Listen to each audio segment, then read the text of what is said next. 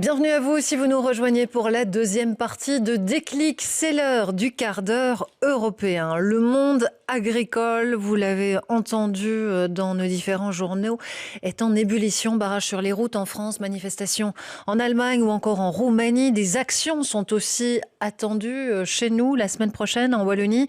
Les causes de cette colère, elles sont diverses, mais le malaise, lui, il est présent partout en Europe, au point de faire de l'agriculture le premier thème de campagne pour les élections européenne. L'extrême droite est en embuscade pour tenter de récupérer ce mouvement. Alors d'où vient cette colère? Quelles sont les réponses attendues par le monde agricole pour faire baisser la tension? On a invité Marianne Strel ce soir pour tenter de répondre à ces questions. Vous êtes la présidente de la Fédération Wallonne de l'Agriculture et Olivier Henrion est également à côté. Bonsoir Olivier, journaliste à la rédaction européenne de la RTBF. Vous nous plantez le décor. Olivier. Ça va être un très très large décor de 4,2 millions de kilomètres carrés. C'est la superficie de l'Union européenne, car c'est toute l'Europe agricole qui aujourd'hui exprime son ras-le-bol. Vous l'avez dit, un ras-le-bol qui couvre depuis plusieurs mois. Alors c'est aux Pays-Bas que la colère a éclaté en premier, dès 2022, avec les manifestations des agriculteurs contre les mesures drastiques du gouvernement qui voulait réduire la taille des cheptels pour faire baisser les émissions d'azote dans le pays. La Flandre a suivi, là aussi les émissions d'azote sont très élevées. Là aussi le gouvernement a envisagé des mesures similaires et là aussi il s'est frotté à la colère des agriculteurs qui ont débarqué dans le quartier européen. En Europe de l'Est, ce sont les conséquences de la levée des droits de douane sur les importations ukrainiennes qui sèment la colère chez les agriculteurs parce que l'arrivée en masse de produits agricoles ukrainiens a cassé les prix. Les Polonais, les Slovaques ont longtemps bloqué la frontière avec l'Ukraine et aujourd'hui, ce sont les Roumains qui perturbent le transit. En Allemagne, c'est la réforme de la fiscalité qui déchaîne le monde rural. Le gouvernement d'Olaf Scholz doit renflouer les caisses du pays. Il a décidé de supprimer les subventions nuisibles pour le climat. Exit donc l'exonération sur le diesel agricole, une mesure qui ne passe pas du tout chez les agriculteurs. En France, il n'y a pas eu d'élément déclencheur à proprement parler, c'est plutôt la multiplication des normes, des procédures qui, aujourd'hui, fait sortir les agriculteurs de leurs exploitations. Enfin, dans les pays du sud de l'Europe, c'est la sécheresse et la gestion de l'eau qui inquiètent les agriculteurs. Des restrictions d'eau importantes sont déjà envisagées d'ailleurs en Espagne ou au Portugal. Vous l'entendez, la crise agricole en Europe est une véritable mosaïque de revendications, mais tous ces agriculteurs, tous ces éleveurs se rejoignent pour demander plus de considération, plus de revenus aussi, pour un secteur qui se sent abandonné. Alors Olivier a évoqué les différentes raisons qui provoquaient la colère. En Wallonie, il y a aussi toute une série de spécificités, Marianne Strel, mais le malaise, il est aussi présent. Si on veut le qualifier et expliquer les raisons de la colère en Wallonie, en quoi se distingue-t-elle de ce que Olivier vient d'évoquer?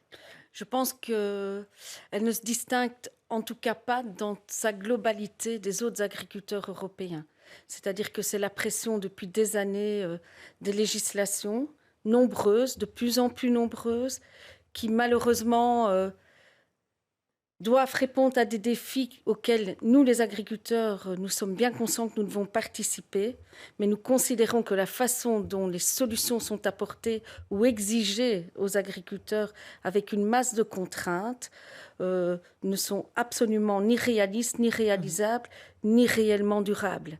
Et donc, c'est un ras-le-bol généralisé. On a cité toute une série de détails. Oui, ni réellement durable, peut-être juste pour préciser ça, parce que ça peut sembler contre-intuitif. Oui. En effet, l'Europe et le Green Deal visent une agriculture plus durable. Vous dites que ce n'est pas le cas. Alors nous, on dit que l'application et les demandes qui sont faites dans ces législations sont basées uniquement sur le pilier environnemental. Or, et on est bien conscient des enjeux environnementaux, biodiversité et climatiques. Et le climat, que ce soit dans le sud, que ce soit ici pour des raisons de sécheresse ou de trop d'eau, on est tous conscients de ça et on est tous conscients qu'il est urgent d'agir. Par contre, ce qu'on nous demande de faire, ce sont parfois des suppressions de pratiques avec des alternatives qui ne sont pas encore réellement durables. Parfois, on nous demande de faire pire que bien. Par exemple, retirer 4% de la zone agricole de la production. Réellement, on ne voit pas l'intérêt du tout. alors qu'on a Donc déjà des problèmes diminuer de la revenus. superficie de terre cultivée. Voilà.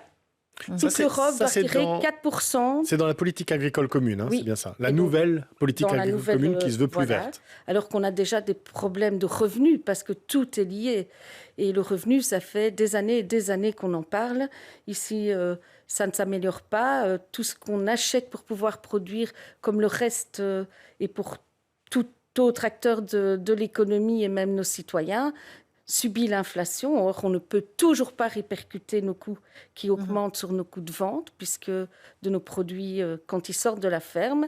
Et donc ça, c'est aussi une exaspération, vraiment le manque de solutions. Et puis, pour revenir au réellement durable, parfois, on interdit certaines pratiques, il n'y a pas d'alternative, on doit trouver d'autres solutions. Et nous, on sait que ce qu'on fait est moins durable environnementalement que la solution qu'on nous a supprimée. Parfois, on a des objectifs à atteindre avec des chiffres qui réellement nous posent souci. On ne sait pas d'où viennent les chiffres. Par exemple, 50% de produits phyto en moins. On n'a pas dit qu'on n'était pas pour une réduction, mais on dit d'où viennent ces chiffres. Mais ça, et le quel projet est de loi l'impact. a été abandonné. En fait, ce Oui. que vous nous dites, c'est qu'aujourd'hui, tout ce qui semble donner venir de des l'Europe exemples. n'est pas réaliste. Pourtant, ces propositions qui viennent effectivement de la Commission européenne, elles sont ensuite passées par le tamis des États membres, par le tamis des députés européens. Ce sont eux qui votent les lois, ce sont eux qui les amendent, On qui est parfois les d'accord. rejettent. Ça veut dire quoi? Que ces élus, ces États membres sont hors sol eux aussi? Il n'y a pas d'évaluation d'impact des législations. On en demande souvent. Et il n'y a surtout jamais de notion agronomique dans les décisions qui sont prises. Ça, je peux le comprendre. Le fait d'avoir une masse de législation et qu'elles aient comme objectif d'essayer d'atteindre et une lutte contre le dérèglement climatique. Nous sommes les premiers demandeurs et les premières victimes, mais nous exigeons aussi que tout ce qu'on nous demande de faire soit des choses qui soient réellement durables et réellement économiquement, socialement et Mais environnementalement Marianne Strehl, est-ce que une amélioration. Or, il y a une masse de choses où ça n'est absolument pas le cas. Est-ce que si c'est difficile aujourd'hui de revenir en arrière sur toute une série de pratiques, c'est pas aussi parce qu'on est allé trop loin en fait dans un certain nombre de cas? Si on parle des produits phytosanitaires, par exemple, des pesticides, de toute une série de choses, dont les agriculteurs sont d'ailleurs les premières victimes. On mettait en avant récemment les lymphomes, les cancers, les maladies de Parkinson, très présentes chez les agriculteurs. À un moment, on a l'impression que tout était permis, et c'est vrai que il y a une connaissance qui est aujourd'hui différente. Oui, La on science est a d'accord. évolué et donc il y a aussi une volonté de changement général pour les agriculteurs également, non? On est tout à fait d'accord et je le dis, nous sommes les premiers à considérer que l'innovation, les changements de pratiques, et ça fait partie depuis la nuit des temps et depuis plusieurs générations des pratiques qu'on fait dans les exploitations. On évolue chaque année selon l'état des connaissances, parce que dire on faisait n'importe quoi, non. On faisait ce que l'état de la recherche, au moment où les choses se faisaient, considérait que c'était la solution à appliquer. Et je peux vous dire que ce qu'on impose aujourd'hui, je suis sûre que dans 10 ans ou dans 20 ans, on parlera exactement de la même façon que ce que mon papa faisait dans les années 80. Ça, j'en suis persuadée. Donc attention aussi dans les propos. Et il faut absolument avoir également peut-être 3 contraintes suivies, réalistes, qu'on sait réaliser, qui sont efficaces environnementalement, plutôt qu'une masse de contraintes et de choses qui font qu'on n'atteint absolument aucun objectif. Et pourtant, la FOA, mais également la COPA-COGECA, qui est le couvercle de toutes les organisations syndicales agricoles en Europe, est un interlocuteur privilégié de la Commission européenne. Vous avez vos entrées, vous pouvez leur parler, vous leur dites directement quels sont les problèmes. Comment ça se fait que vous n'êtes pas écoutés? Eh bien, à tous les niveaux de pouvoir, nous sommes écoutés. C'est une grande chance et je le reconnais.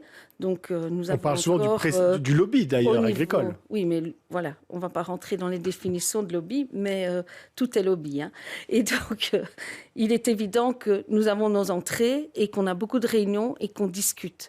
Ce n'est pas parce qu'on parle et qu'on propose que ce qu'on explique est appliqué. Aujourd'hui, c'est de plus en plus difficile. On le voit aussi dans les gouvernements, même si je prends le gouvernement fédéral ou régional, tout est question de compromis aujourd'hui. On a des politiques qui doivent travailler ensemble et qui ont des idées différentes. C'est la même chose de l'autre côté de la table, hein. On a la société civile, on a des ONG qui ont des intérêts différents, des organisations professionnelles agricoles qui, elles aussi, ont des idées différentes. Et donc aujourd'hui, c'est aussi, à mon avis, un des problèmes, c'est ce compromis permanent. Même si moi, je déteste la dualisation et que je suis vraiment pour la réflexion et dire toute chose a un bon côté et un mauvais côté, et qu'on vit plutôt dans une société où on dualise les choses, il est évident qu'au niveau des politiques aujourd'hui, souvent, les agriculteurs ne se retrouvent pas, en tout cas, dans les compromis qui ont été conclus. C'est eux qui prennent les risques et qui doivent travailler et appliquer les règles. En tout cas, on voit au niveau politique, Olivier, que pour le moment, c'est le branle-bas de combat au niveau européen. Oui, tout le monde déclare sa flamme aujourd'hui au monde agricole. Alors ça va du plus inattendu, l'extrême droite, qui, comme la grande majorité des eurodéputés, a voté la réforme d'une PAC plus verte, qu'on critiquait aujourd'hui, et qui aujourd'hui s'étrangle dès qu'elle le peut, cette extrême droite, sur les règles européennes dans l'agriculture. C'est passé aussi par les libéraux. Vous vous souvenez de la fameuse pause réglementaire d'Alexander De Croo ou d'Emmanuel Macron. Et puis bien sûr, au PPE, soutien traditionnel des agriculteurs. D'ailleurs, lors de son discours sur l'état de l'Union en septembre dernier, Ursula von der Leyen, elle aussi, leur faisait une déclaration d'amour. Je tiens à rendre hommage aujourd'hui à nos agriculteurs et à les remercier.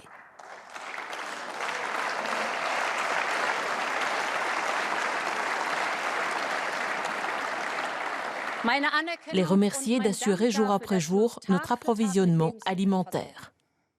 On vous drague en fait aujourd'hui, Marianne Strel. Est-ce que vous y voyez une opportunité, en fait un momentum pour porter justement vos revendications alors qu'on est à quelques mois des élections européennes? Mais c'est récurrent avant chaque élection européenne. Mais c'est peut-être plus fort cette fois-ci qu'il y a 5 ans. Parce que je pense que le combat politique est beaucoup plus rude et qu'on a beaucoup plus de partis autour de la table et que du coup ils sont beaucoup plus proches en pourcentage et que vous avez quand même une lutte et que ça concerne quand même l'alimentation. Mais... Puis les agriculteurs, les pratiques sont peut-être décriées, mais les agriculteurs ont encore un taux dans la population de respect qui est important. Rapidement, des agriculteurs, moins des pratiques. Rapidement, qu'est-ce que vous attendez de ces élections? Qu'est-ce que vous aimeriez voir sur la table en quelques secondes? En quelques secondes, peut-être moins de parlotte, plus d'actions qui soient réellement applicables dans nos exploitations, une simplification administrative qu'on nous promet à chaque élection et dans chaque programme. Or, désolé, mais c'est absolument archi-faux. Et puis, une espèce de souplesse aussi au niveau des contrôles, parce que aujourd'hui, on a une incohérence aussi entre les législations, comme notamment des travaux obligatoires à partir de certaines dates jusqu'à certaines dates. Et aujourd'hui, tout ça est trop strict et vous dénoncez en fait le fait qu'il n'y ait pas une trajectoire non plus claire. Ce sont chaque fois des nouvelles réglementations administratives qui viennent s'ajouter les unes aux autres. Merci en tout cas Marianne Strel d'être venue nous en parler ce soir. Merci à vous Olivier Henrion d'avoir préparé ce quart d'heure européen et merci à vous de me suivre.